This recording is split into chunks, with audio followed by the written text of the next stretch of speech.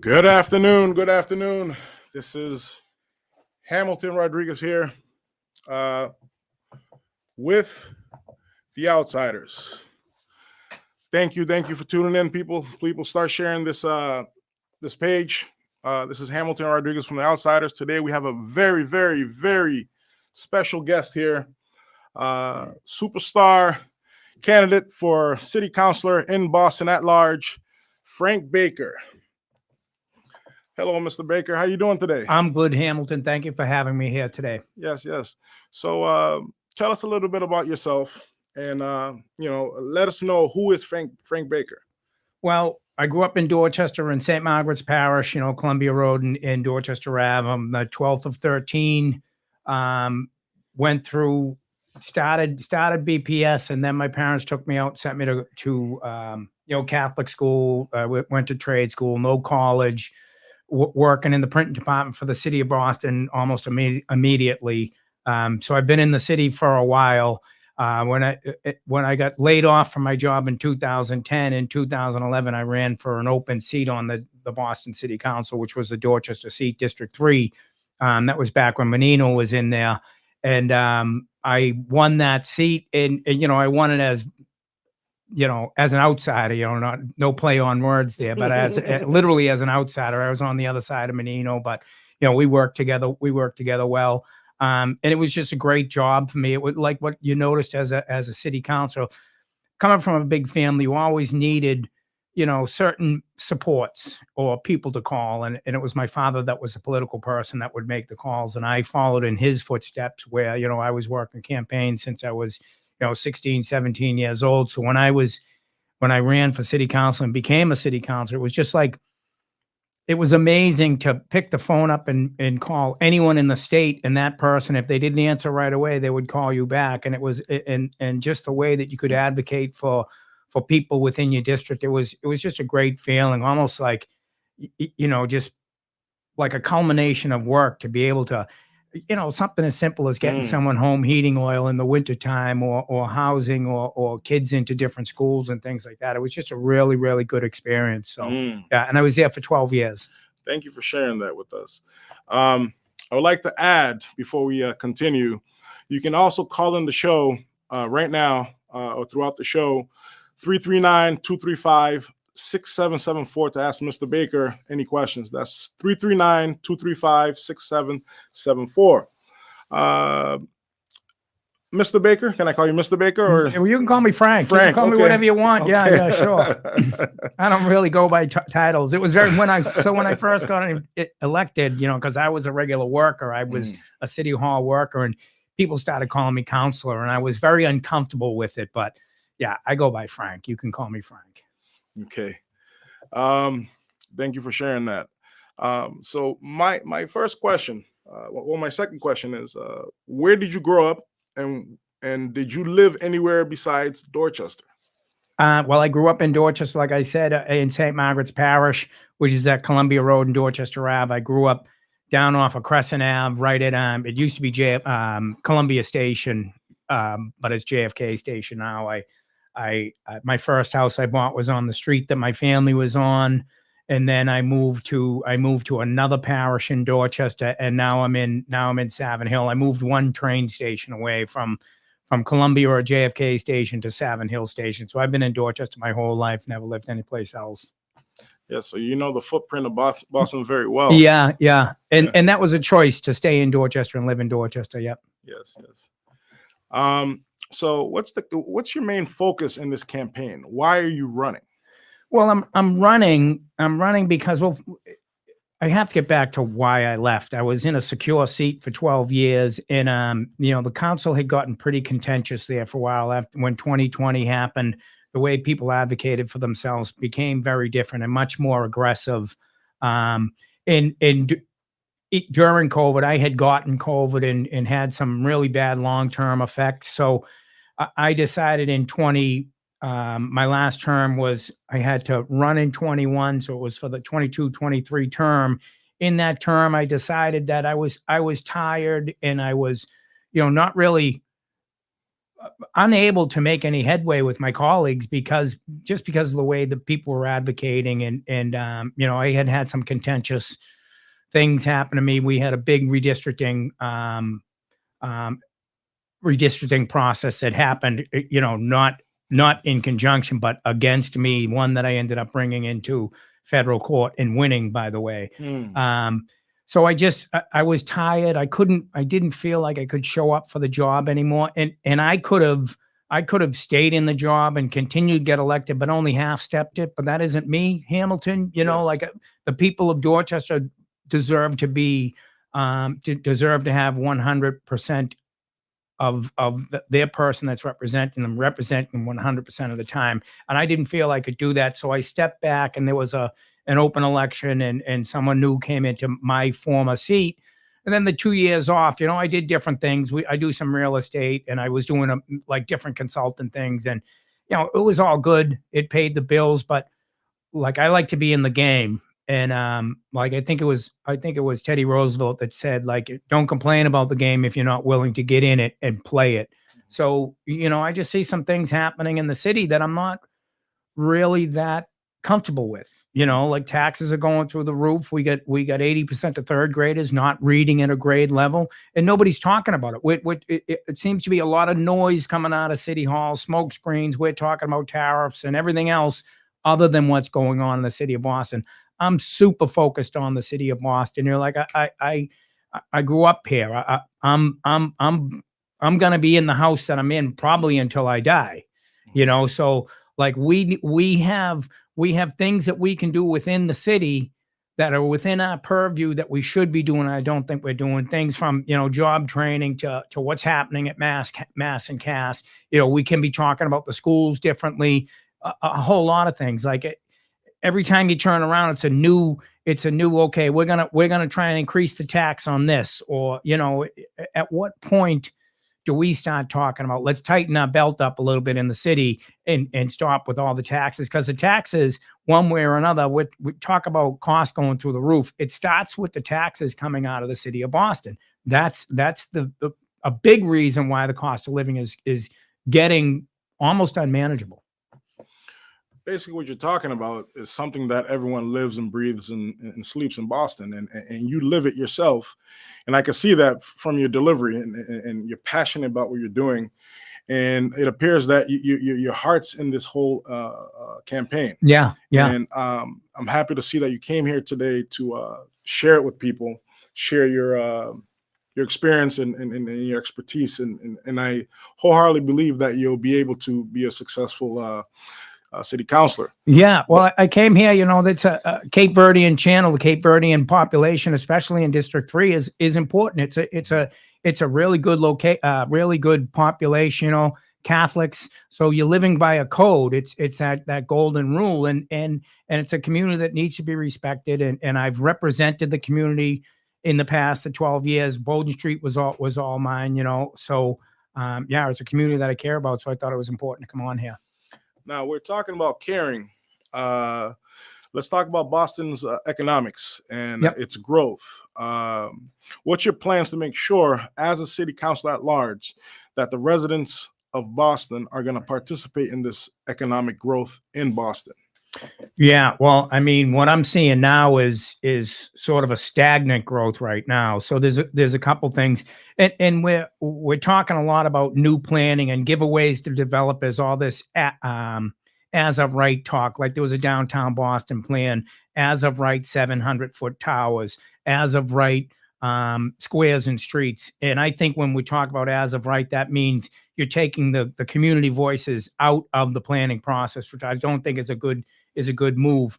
There's millions of square feet that's already permitted, that has been permitted for a couple of years, that I think that if we focus on it and we support ISD. So ISD is a money inspectional service department. That's where you go for your building permits and things like that.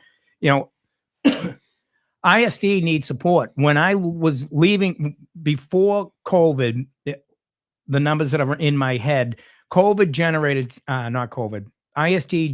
$75 million a year.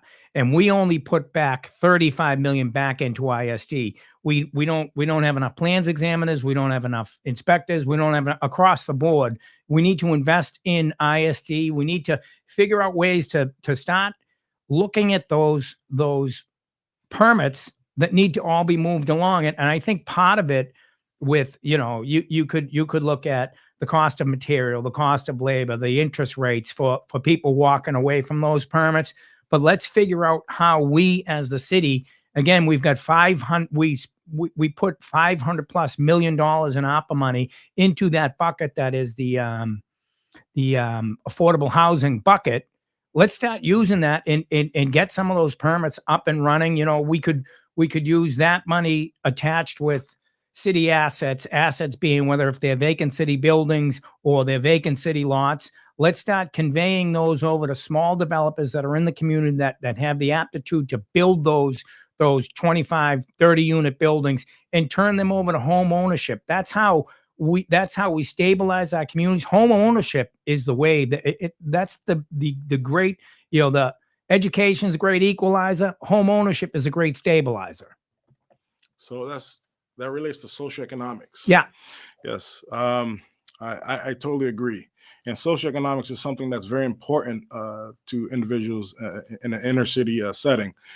And based off what you're telling us here, you're basically saying you're a pro-business, pro-socioeconomics development, Yeah, and you're pro-advancement of people. yeah. Yes, yes. I think there's a way. I think there's ways of us to build and include people in those decisions and include neighborhoods and there's ways for us in the city to use our assets to be able to put those deals together. Everything, you're a businessman, everything's a deal. How do we start looking at different deals in the city to get things moving forward? We're not really building and growing. If a city isn't building and growing, it's dying on the vine. And I'm afraid that is happening. Correct. Speaking about city growing and dying, what I've noticed lately, and I'll tell you why. The trades. Yeah. People are steering away from the trades. Certain administrations are steering the public away from the trades, students away from the trades. Everything is college. College is important. Yeah. But I'll be honest with you, in my opinion, not everyone's going to college. So what's going to happen to the people that don't go to college? They should be given the opportunity to have an outlet, a trade. Electricians, you need the plumbers, you need the carpenters, you need this, So my question to you is, why, in your opinion, are trades so important to the city of Boston? And how do you get more kids involved with the trades? And how important are schools like Madison Park High School, my alma mater, class of 95? How do you get schools like Madison Park to function properly and be an asset to the city? Yeah, there's a couple parts of that question there. I think the trades in college is important, but I don't think it's the end all be all. I never went to college. I went into a trade, but also I was a printer. But also my brothers, I'm one of 13. I've got 8 brothers. And, I had one that was a cop, one that was a plumber, so we had all the trades covered within our family. And we started together as a family, as brothers, buying 3-deckers and doing the work on our own. This was back in the time when the interest rates were 14, 15%. So you were lucky if your rents that you had in a 3-decker covered the mortgage after you did all the labor in there to replace roofs and replace bathrooms and things like that. But I think it's important for kids to be able to have those options. I've actually been part of a couple different job training initiatives. Like I'm paired on with the People's Academy, T. Michael, which works with a lot of returning citizens, but also kids that might be on the edge. And I don't know if you can say kids, young, mostly men, but the young women and girls are welcoming those programs over into those programs, because it's so important to be able to connect the head with the heart with the hands. Use all of those things, because they're all sort of senses that I think complete a person.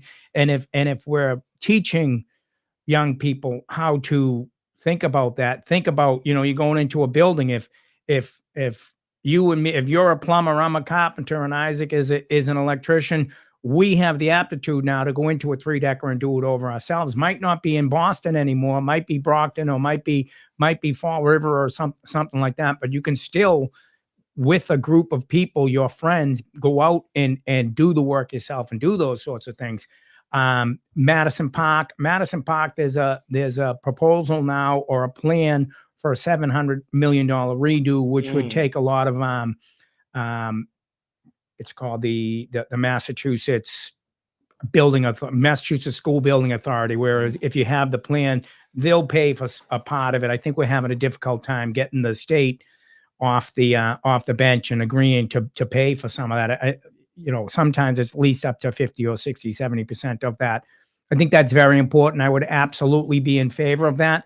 But I think at a much smaller dollar amount, I think we could do. So when I was growing up, the way the trades were in Boston, we had Boston Tech, which had multiple trades in it, but we also, like Brighton High was the plumbing school, Charlestown High was the electrical school, so I think there's an opportunity for the tune of $4 to $5 million per trade, per shop, to go in and let's do the electrical school at the Burke School, which I believe it's the Holland. They changed the name to the Holland, so that will do a couple things for us, a couple things for the neighborhoods. It will create interest in the high schools, and it will give young people a shot at coming out of high school and again, they're not going to be able to wire, maybe someone will, but not going to be able to totally wire a house right away coming out of high school. But when it comes to working in a trade, it's the tools, it's the material, and it's the language. So if they're able to come out of there and speak the language of an electrician, you can go to the electricians union, you can go to a contractor. I think you're in real estate. How often are you looking for plumbers, carpenters, even regular laborers to help? You can't even find them. So we have to get young people thinking about like work, manual labor, because there is money in it. If you know any electricians, you can make high 6 figures and never leave your neighborhood, taking care of your neighbors. There's a saying nowadays, the next millionaires are the trades, plumbers, electricians, and carpenters, masons, what have you. Yeah. With that being said, whenever you call a plumber to show up to your house, they're charging you about $150 just to show up. I was going to say $300. So it's not a bad thing to get into the trades. Yeah, it's not a bad thing, and I don't know any hungry tradesmen nowadays. Yeah, especially this day and age. Yeah. So but let's talk about safety, public safety, parks, needles in the parks, homelessness, drug addiction. What's your plan to make Boston safer, and how are you going to contribute to that? Because I know the city council at large and the city council in general, it's a group of people working together for the common goal. Yeah. So how are you going to work together as a group in the city council to resolve the parks situation, safety situation, needles in the park, homelessness, and drug addiction as a city council at large? Yeah, that's a big question also. So one of the things that I can say that I am responsible for, one of the things that I advocated for when I was on the city council, and the budget works a little different now, and I'm not totally in on the way the budget works now, but you used to, during budget season, go to the administration or the person that was the mayor or the people working for, back then it was Marty Walsh. And I had noticed that when 311 calls would come in for a needle, we would send, 311 needle, the fire department would show up first with a truck with 5 guys, and then the police would come with the vehicle, 1 or 2 people, and then EMS would show up. So all of our safety professionals would show up. EMS would go over, pick the needle up, put it in a biohazard, container, and then they'd all drive off. That one needle cost us probably $20,000 there. So I had advocated with the then mayor, Marty Walsh, because I had Mass and Cass was mine, Clifford Park was mine, down by the jail, the methadone clinics, they were all mine, BMC. and that's where the epicenter of the needles were, especially Clifford Park, where the old stands were. We cleaned that out once, and I think we found 1,500 needles or something like that. So I had advocated with the administration at the time for what is now the shops team. Literally, I went to the mayor, Marty, and I called him Marty. He was a childhood friend. I said, Marty, we need to do something different. Can we, the city, through public health, just hire at least 2 people that show up at 7 o'clock in the morning, and all they do is pick up needles. So now we have, I think it's 4 or 5 people, the shops team. All they do is pick up needles. They go around, pick up needles all day, but then they'll also engage with people that they find on the street. But I had also, through my work down on Mass and Cass, I was a district city council when the bridge closed out to Long Island. So I had Long Island was in my district, 1 voter out there, but it was still Ward 15, Precinct 1 voter. And then I also had the Lower Roxbury and the South End, where the 700 people came, and they dropped them in the middle there at the South End Fitness Center at the time. We had to set up in an emergency type situation. We changed the sign shop 112 Southampton Street to a homeless shelter, and then we also set up the gym at the South End Fitness Center to take that population. And I think it was a hastily made decision. I think we could have gone about a lot more thoughtful and done a little different. Of course, hindsight's 2020, but we had set up some good program. We had, at that point, the previous administration had basically just taken people and warehoused them out at Long Island, just pick them up at different locations, yes, drive them out there, drop them off, and then at 7 o'clock in the morning, bring them back into the city, drop them off at JFK Station, drop them off at Fields Corner Station, drop them off at South Station, and that population would just go into the neighborhoods and whatever, would pick them up later, bring them back. So we were doing some good things at that time. We were triaging people, so because a lot of what we see as homeless or addiction, a lot of it is mental health. So we were bringing people in one at a time and triaging them. So someone has a dual diagnosis, that's different from someone that's just on drugs, or you have to deal with every case separately. We were doing a lot of that. Mm-hmm. We had started to, and then COVID hit and all the tents showed up. The tents, what people don't understand is the tents showed up in April on a Thursday, literally 50 tents. There was the same color tent. They showed up right across the street from the homeless shelter at the fire headquarters on the sidewalk. It was a coordinated effort, a housing first effort where, let's just camp out there and we'll all get housing. And it was driven by a nonprofit in Cambridge that did it. I know it for sure. I lived it, and people don't want to talk about that. They ended up winning because a lot of those people that were living on the street, shooting fentanyl in the veins and smoking crack and meth, they ended up in a lot of our apartments that we had built pre-COVID that were for workforce housing. The housing first people, we ended up putting a lot of that population into apartments and rooms and things like that, which I think was a mistake. I mean, because there's a lot of people that are lower middle class people that could use those apartments, and we were putting attics in them. Again, hindsight 2020, but I don't think we use a Section 35 program enough. We were talking with Steve Tompkins over there, the sheriff, about doing a robust Section 35 program. We had a satellite courthouse at Suffolk County because a lot of the people that are on the street, and again, a lot of the people that we see on the street now, they're not necessarily homeless. They're drug addicts, so they come down there for the party. They come down there to cop, and then they go back to a hotel room that we gave them or an apartment that we gave them. So it's more of an addiction, mental health crisis than it is a homeless crisis. Like those people, they're not starving down there. There's plenty of food around. People are getting fed. Every time you turn around, there's a different place to eat. But we need to. It seems hard, but there's got to be a zero tolerance policy for using drugs and selling drugs on the street. So the people that are down there on the street, for the most part, they're going to have multiple warrants and things like that. So we need to use that system. We need to use diversion courts and the judges in the system to be able to put them into programming, but we need to build the long-term program. And we went through $2+ billion with ARPA money. We didn't build one long-term program. We didn't get one bed, you know, and that looks like probably 18 months to 2 years where every person needs, because when you're recovering, when you're coming from the streets, you're so extreme at that point. You need a couple months to just get the drugs and get everything out of your system. And then you need stabilization after that. And that's like a step up type process or a step down process. So first phase would be, okay, let's detox. Let's get let's get you at a base level.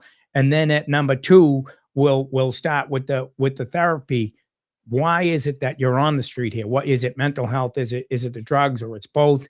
You know, and then in step 3, we can start talking about, do we reunify you with your family? Where are you going to live? What are you going to do for work?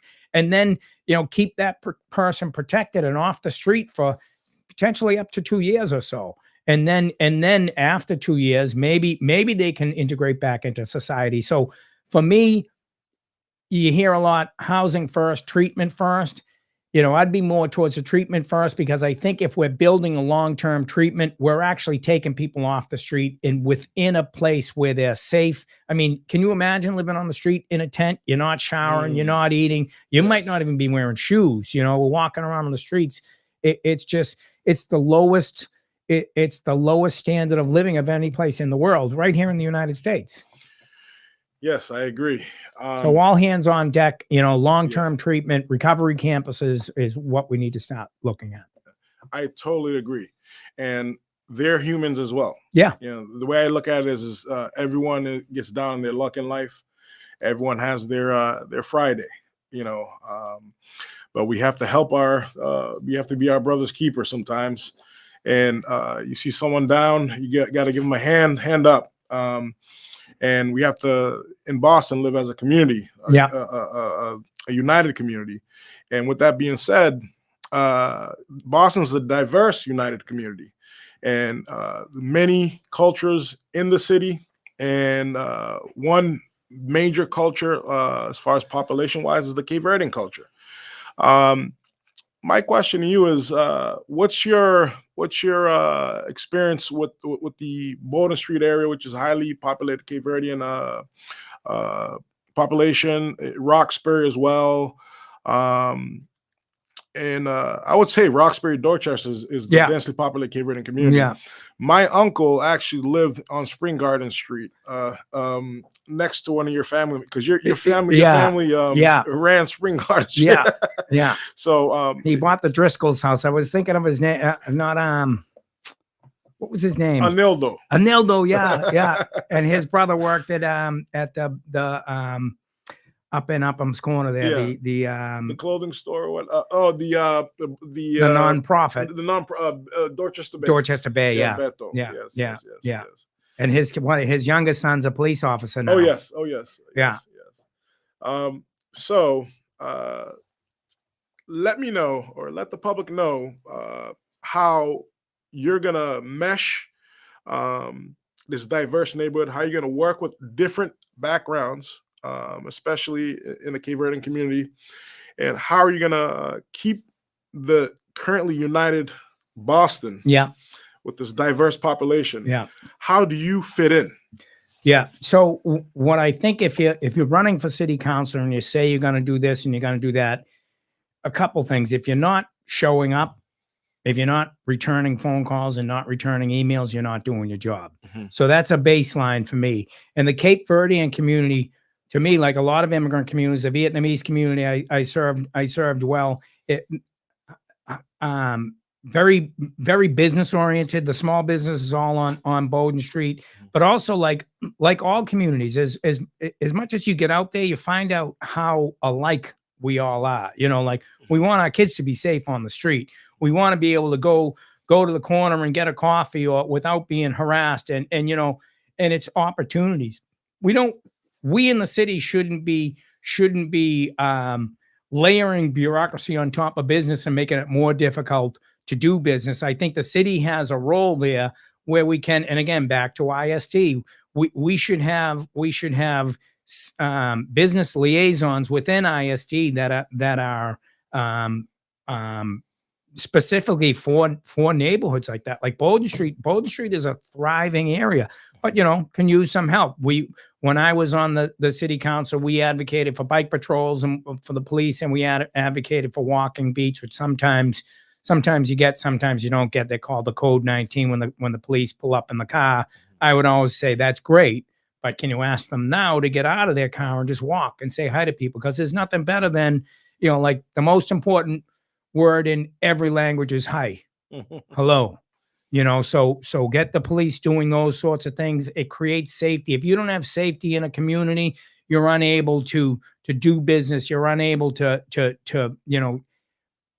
go about freely. So I think safety is very important. But I mean, just showing up and being available. And I think I've done that with the Cape Verde and with the with the Vietnamese community. Just involving them in decisions and having people access to the office, access to City Hall. In my first campaign, I had for 8 hours a day, I had 2 Cape Verdean callers on the phone all day long and 2 Vietnamese callers on the phone all day long to make sure that my message was out there, that it's about being helpful. It doesn't matter what language you speak or what you look like. We're in Boston. When you're in Boston, you're in the family. Let's all do this. Let's lock arms and do this together. And a divisive message never works. I totally agree. In Boston, diversity is with a capital D. I've never seen a place in America, or let's just narrow it down to Massachusetts, where you have over 20 nationalities in one city. Yeah. And it's amazing. And all types of languages are being spoken there, and different type of businesses with different nationalities. You have gas stations, stores, hair salons, nail salons, you name it. It's a mixture of population. Do you feel that you'll fit right in as a city council at large, and do you feel that you're the right man for this job? Absolutely.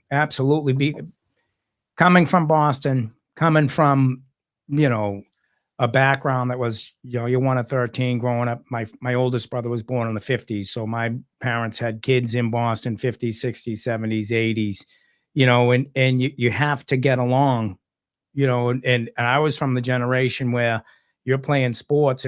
There wasn't organized sports. You had to get along with people. And I don't have any problem going in any room and standing there and talking to people. And that's the most important thing, and listening and then being able to respond. I'm not afraid to be in places, like my church that I go to now, St. Margaret's. I still go to the same church that I was baptized in. I try and do the 9 o'clock on Sunday mornings during the campaign. I haven't been great about it. I'm trying to get into different churches, but I go there, and it's reflective of what you were just talking about. I mean, we have a large Vietnamese population. We have Cape Verdeans. We have Haitians. We have the older white people that have been like myself, that have been in the parish forever. So it's really nice to see that we're all like in one room together, and of course that's God that's bringing us together there. But there's God that can bring us together. There's schools that can bring us together. There's economics that can bring us together. It's the thing about being a city councilor is we could focus on what we don't agree on, or we could focus on what we agree on and how we work on those things to make lives better. And as an at-large councilor, it's a little different from a district city councilor, because district city councilor, you're very focused on a smaller area. Now, every neighborhood in the city, there's so many different good things going on. I'll be able to lend my voice in a positive way. Like every place that I go, they're looking for they're looking for either programs for young people or programs for seniors, standalone senior centers. I'm hearing over and over and over. And also a lot of what I hear is nobody's calling us back from City Hall. There's no response. Pick your issue, whether if it's, we have a little league field, we need the fields taken care of. Can you call someone to do that? Like, those are all things that need, no problem is too small. Like what I used to tell my former staff, that whenever somebody calls you, we need to get right back to them and do whatever we can to help them, because it may seem minuscule to us, but that person on the other line, it's potentially the most important thing in their life right now, whatever that issue is. So it's very important to respond to people. Speaking of church, I got wind that you're going to be at St. Patrick's Church in Roxbury this Sunday. Yeah, I'm thinking of it. Yeah, right. You should go. I was an altar boy at that church years ago. Yes. It's a packed house. It's a packed house on Sunday morning, so you got to get there early so you can get a parking space. Yeah. But we got 5 minutes left on the show. I want you to basically summarize, give people the last 5 minutes of wind of who Frank Baker is. Why should they vote for Frank Baker? And what is Frank Baker going to do for Boston as a whole, as an at-large candidate? And how are you going to work together with other counselors in sync to make Boston move forward? Yeah, I think that's the most important part there, is working with other counselors. As an at-large counselor that has had experience as a district counselor, I can play a role in supporting all of those 9 district councils, because I know the systems. I know the way to work through the budget process and things like that. And we had talked about, let's find the commonality. I want to find the commonality and work on positive things. It feels to me like the city is somewhat splintered right now, and we need leaders. And I'm prepared to fill that leadership role. I've got an independent mind. I take a practical approach to government, and I work hard. Hamilton, and I will show up and respond. It's the most important thing. We need some balance on the city council. The balance, you can be with the mayor. I don't have a problem with that, but the mayor should have to work you for your votes. If it's a controversial vote, you shouldn't just automatically vote for the mayor, with the mayor. I plan on going in there and working for the people of Boston. I'll work with everybody and in conjunction. And if we're talking about Boston, if we're talking about solutions around mass and cast, solutions around the school, solutions around training our kids into the future, then I'm 100% in. There's where the commonality is. I think not that we need to pay attention. We don't need to pay attention to what's going on nationally. Of course you do. But I think we need to kind of pivot a little bit and focus a little more on Boston and clean our side of the street first, for lack of a better term. Okay. Of course you do. Thank you for all that. That was a very, very, very interesting interview we had today. Yeah. I'd like to thank you for coming out, taking time out of your busy day to come out and present yourself here on the Outsiders. I look forward to your victory, November 4th, correct? Yeah. And if someone wants to contact you, what's your contact number? So, first of all, I'm number 8 on the ballot on November 4th. They'll be down the end. It's info@Baker4Boston is my email. My campaign headquarters is at 860 Dorchester Ave. And the phone number there is 617-269-3000. You guys got that. We got Frank Baker here on the Outsiders. Thanks for tuning in. This is also going to be on YouTube after the fact, and it's going to be streaming recorded wise on Facebook moving forward. So stay tuned for our next episode this Sunday. And thank you, Frank, once again. And you're in the Outsiders. Have a good afternoon. Thank you, Hamilton. Yes.